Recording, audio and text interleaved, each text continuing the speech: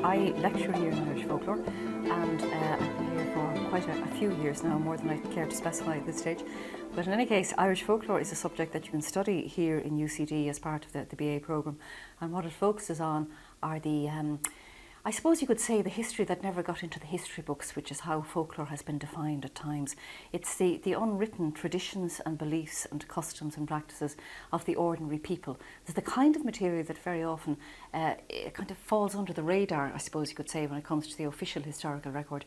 But we who work in Irish folklore would believe that this kind of material is hugely important for a whole number of reasons. First of all, in terms of finding out more about ourselves and how we think and why we act and behave the way we do. And also because an awful lot of this material has a huge intrinsic beauty and an artistic merit and value of its own, which we believe is also worthy of study and worthy of research. There would be a huge amount of information on seals and traditions about seals in the archives here in the National Folklore Collection. There would be literally hundreds of stories and anecdotes about seals and their behaviour and beliefs about seals, supernatural beliefs about seals and so on. And these would come from many parts of the country, I suppose primarily from the West Coast, simply because most of the folklore collecting was done along the West Coast as opposed to the East Coast. But they are very widely distributed geographically, and you find stories like this in both Irish and in English. There's quite a complex relationship traditionally between people, coastal communities and seals going back many hundreds of years, and there's a certain kind of an ambiguity attaching to that relationship as well. On the one hand, seals were certainly hunted to a certain extent by various coastal communities, and they were hunted for their oil, sometimes for their meat, sometimes for their skin in order to make waistcoats and various other articles of clothing from their skin. But as well as that, there was a very strong undercurrent of belief in many parts of the country in the supernatural nature of seals.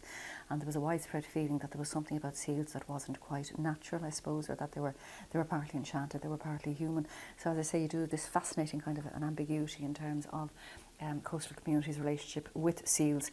The reason for these beliefs springing up about seals are kind of easy enough to follow and to understand, I think, in some ways, because seals can be quite human-like in their behaviour at times. And there are a whole lot of lovely anecdotes recorded from various parts of the country which have descriptions of things like seals behaving with their young in a way that seems to mirror very closely, you know, human adults trying to control their young and trying to kind of give them a slap if they misbehave or whatever it might be. And there are accounts of that kind. There are also accounts indeed from the Northwest Mayo area of seals actually succouring and looking after human children who've become lost and so on. In a sense, it's really missing the point in one way to try to establish whether or not stories like this are actually historically accurate.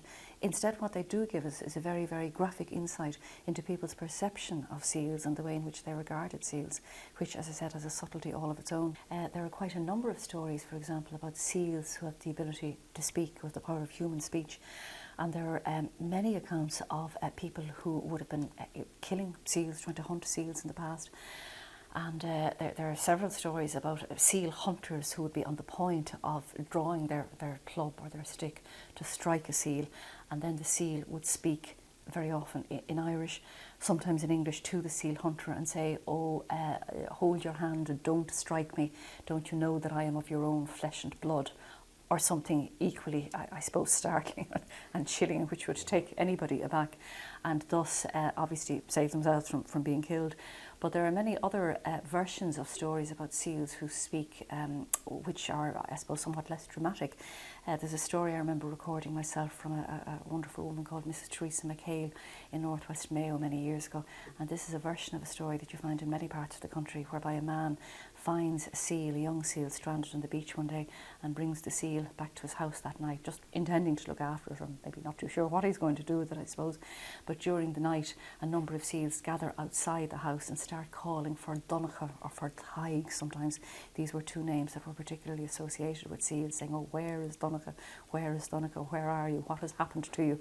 At which point the man, understandably, and certainly in the version of the story that I recorded from Mrs. McHale near Killala in County Mayo, the man immediately takes the young seal and leaves the seal back on the beach again, because clearly the people of the seal are looking for the seal.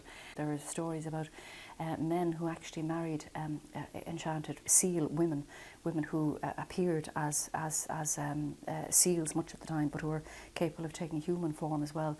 And the general gist of this story seems to imply that there is a garment of some kind which the woman would need to wear when she was assuming her seal form, and which she would need to go back into the sea. And the man in this case succeeds in stealing this garment from her, and because she hasn't got the garment, she can't go back into the sea, so she has to follow the man home, and they end up, in most versions of the story, getting married and having a family and so on. But one day, by chance, the man, or the woman rather, discovers the garment that the man has stolen from her, and which he has hidden away in the loft of the house, or sometimes in an outhouse and so on. And on discovering this garment, she immediately seizes it and disappears back into the sea again, never to be seen anymore. Sometimes it's said she brings her children with her, and sometimes it's said that she leaves them on land behind her. Fairy tales or whatever, which belong to a past which is now irrelevant, I think quite the opposite is the case. And I think that we really have an awful lot to learn if we let ourselves do that from material like this, which can be of huge use today in terms of our attitude to endangered species and the environment in general.